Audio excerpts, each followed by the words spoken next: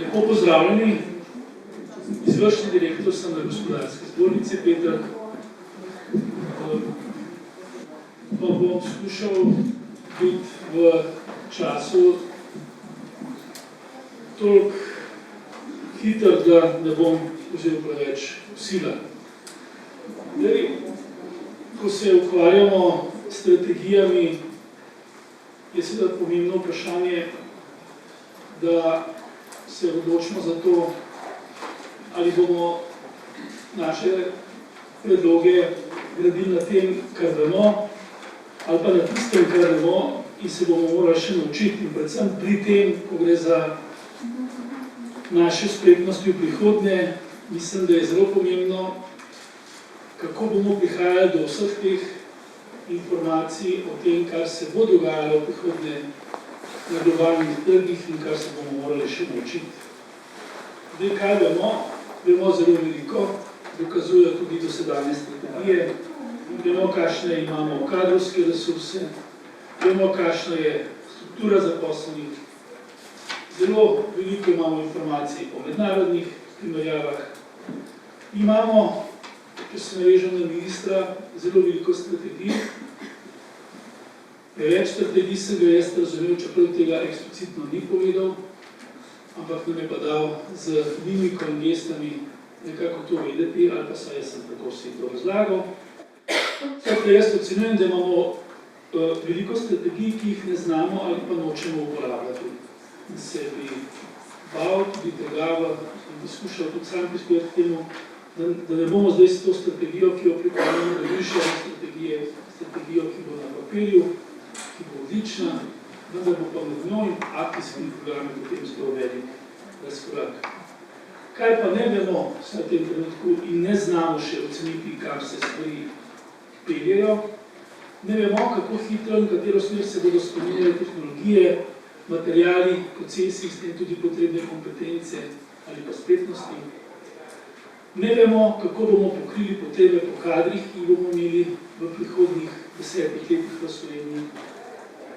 Ne vemo, kako pripraviti modele, da se bodo izobraževalni sistemi, modeli dovolj hitro prilagajali.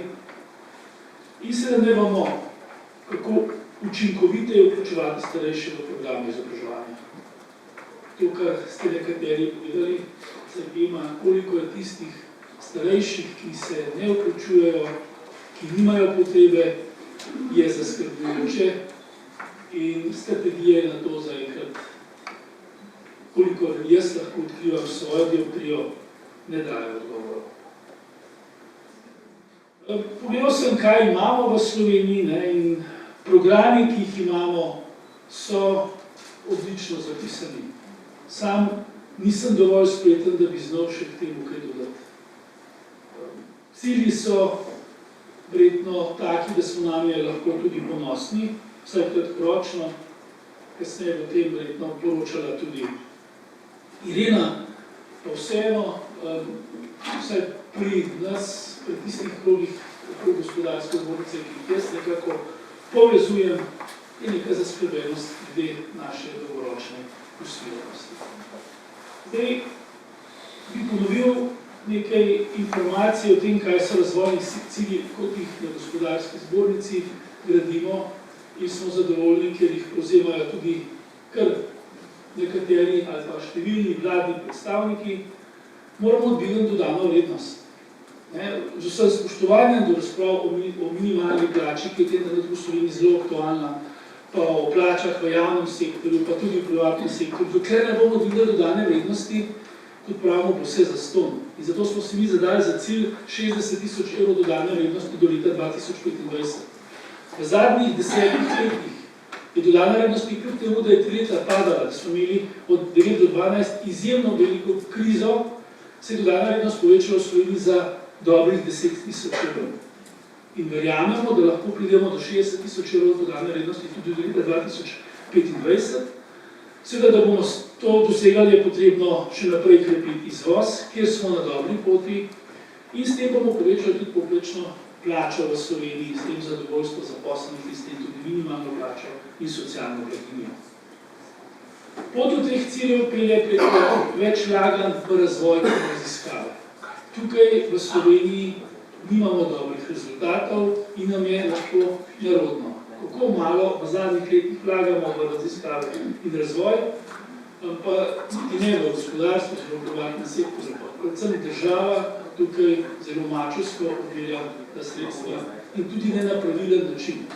Se pravi, da bi stimulirala vlaganje v raziskave razvoj na tak način, da bi tudi znanstveno-raziskovalna sfera bila motivirana za sodelovanje z gospodarstvom, oziroma z materializacijo in kapitalizacijo svojih znanstveno-raziskovalnih dosežkov. Pot do teh ciljev pelje preko dvigovanja kompetenc zaposlenih. To je, kot pravimo, kondicija sine qua non, če ne bomo tega delali, potem ne bo više dodane vrednosti.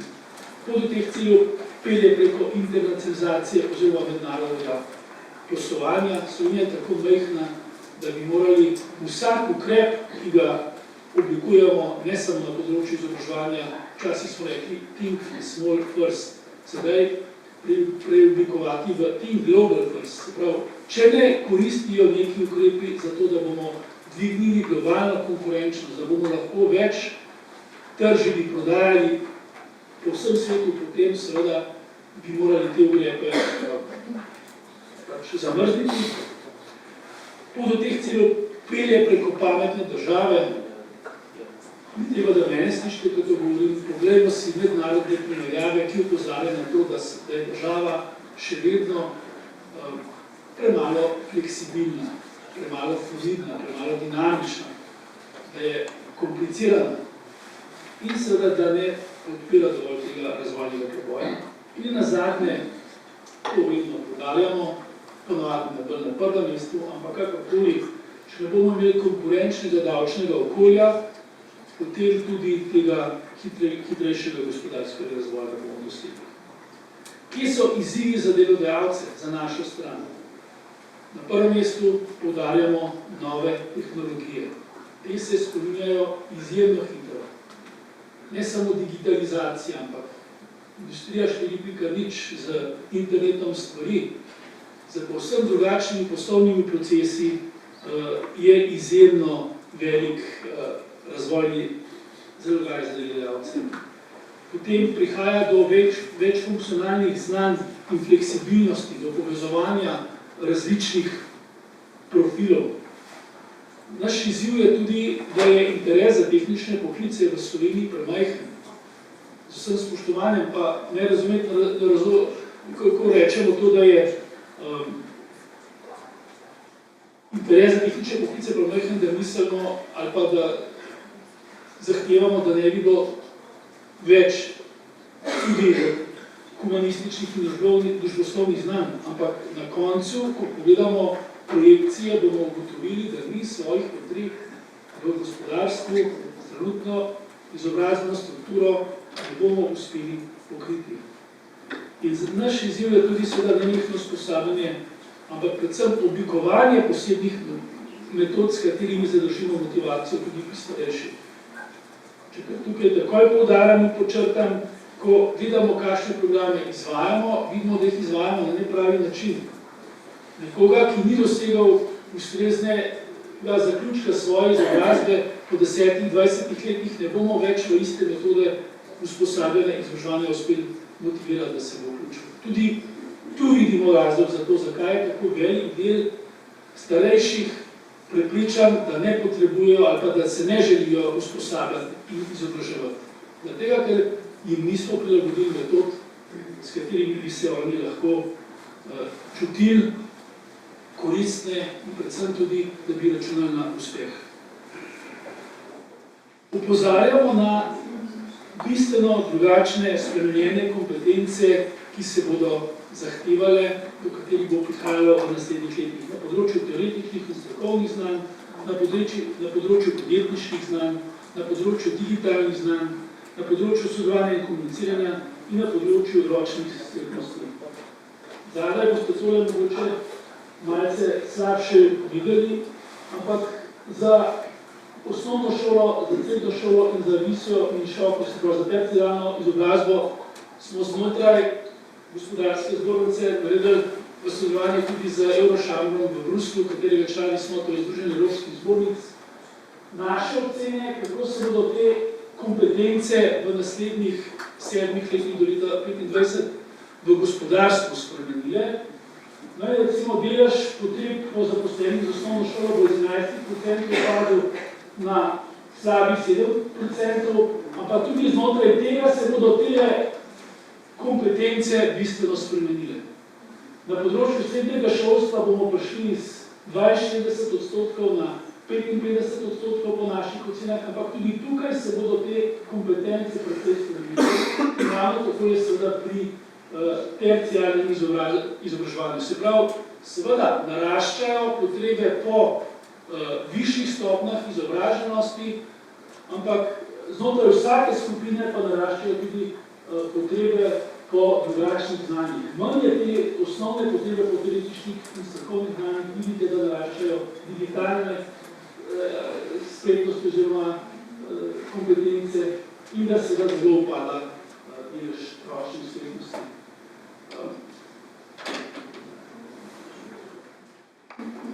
Zdaj, mogoče bi tole tudi preskočil, to samo kaže nekaj tabela, kako so se v zadnjih 10 letih spremenila izobrazba delovno aktivnih v Sloveniji.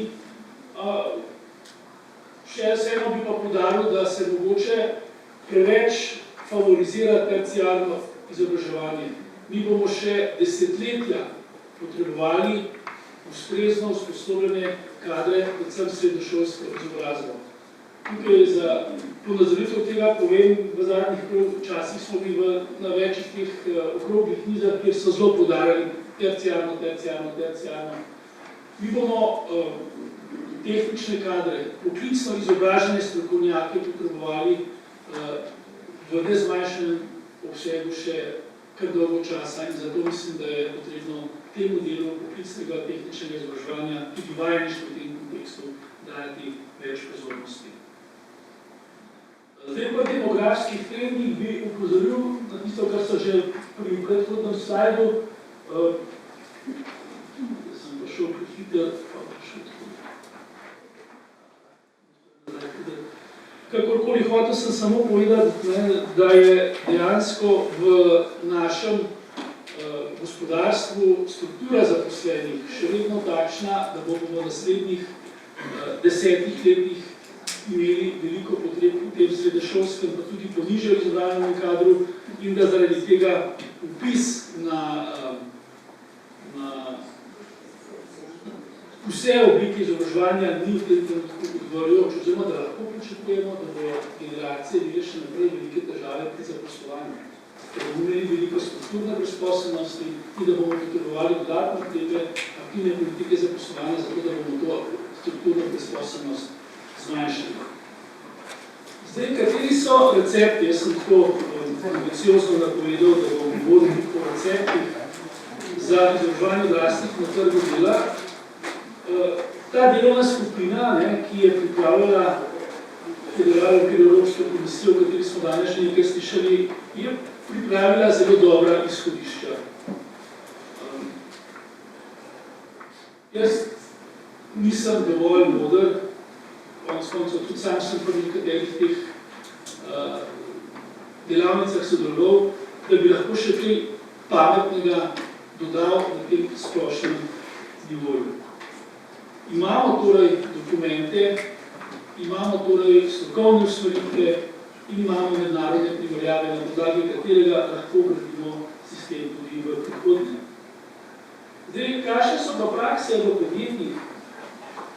Henrija Forda rad uporabljam zaradi tega, ker samo v sodelovanju z gospodarstvom prihaja na svetu do spremembe. Dokler ostanejo patenti, novi izumi in znanstvene raziskave samo v mejah nekega akademskega sveta, imajo seveda lahko velik odmev do materializacije tega pride v gospodarstvu. Ampak Walter Leban iz Kolektorja, zadolžen je tam za razvoj, je pred časom na naše vprašanje, kaj bo čez 10 let odgovoril, tako je pojma nima kaj bo čez 10 let. In to vemo, da nekih kolektorjev, ki jih izdelujemo zdaj z veliko donosnostjo, 100% ne bomo več delati. materiali, tehnološki procesi, konec koncev tudi zahteve, ki pred nas vse skupaj postavljajo okoljske razmere tako hitro spreminjajo, da torej bo prišlo do izjemno velike spremembe. Ampak prav, mi pa vlagamo vase, v svoje ljudi, zato da bomo pa čez 10 let zraven pri teh novih procesih.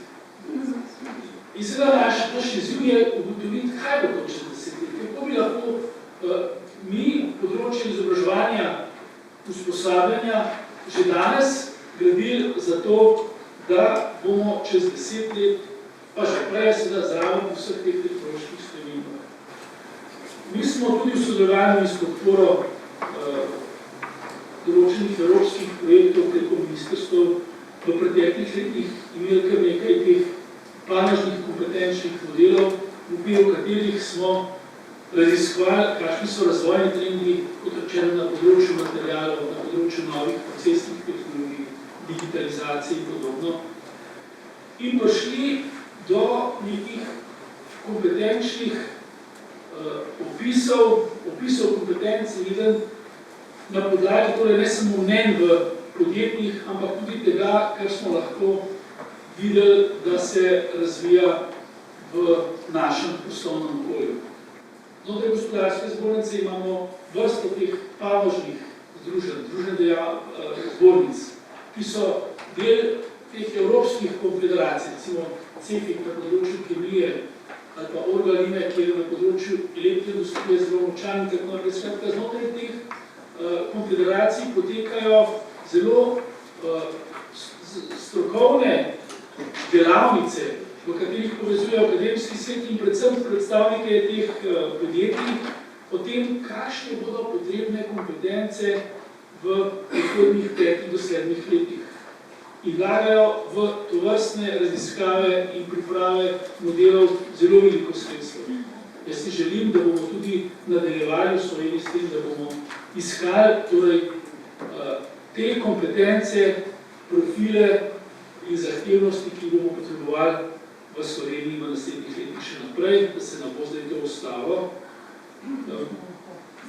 Skratka, za tem nekak splošnim delom so konkretni modeli za različne profile, pa vas ne bi s tem preveč trojil, ker mislim, da bi bo začel počas groziti, če bi že ni, pa bi upozoril še na karierno platformo, ki jo že nekaj časa pripravljamo znotraj gospodarske zbornice, v sodelovanju z deležniki tudi iz nekaterih inštitucij znanja in predvsem iz podjetij, in katere cilj je, da bomo mi lahko dolgoročne napovedovali spretnosti in kompetence, ki jih potrebujejo zaposleni v slovenskem gospodarstvu in da bo to služilo potem tudi odločevalcem za oblikovanje izobraževalnih programov, za spreminjanje izobraževalnih programov in seveda tudi za odločanje tako delodajalcev kot izobraževalcev, se pravi tudi ne samo mladih, ampak tudi odraslih, v kakšne programe se naj vključujejo in kako naj sodelujejo pri spreminjanju teh programov. Zaključil bi s tem, da imamo v Sloveniji kar veliko dobrih praks in da imamo še veliko področij za izboljšave. Pred nekaj leti je bila v Sloveniji popolnoma drugačna slika na področju kadrov. Imeli smo gospodarske razmere, v katerih so podjetja predvsem razmišljala o zmanjševanju števila zaposlenih. Zdaj se v nekaj letih to spremenilo, da danes je ključni problem slovenskega gospodarstva, kako dobiti dovolj ljudi najprej, kvantitativno in potem tudi kvalitativno, kako jih pripraviti, usposobiti za to, da bodo na vse te zahteve, ki prinašajo nove tehnologije, novi procesi, globalno poslovanje, lahko tudi ustrezno odgovorili. Kot rečeno, imamo veliko dobrih praks, dobrih primerov, imamo tudi dobro strategijo in čas je, da vse skupaj to prenesemo tudi v strategijo izobraževanja odraslih do leta 2040. Hvala lepa za vašo pozornost, bom pa z vami še v zadnjem delu in tam bom tudi sam še odprl kakšno vprašanje, ki bo še malce bolj intrigantno. Hvala.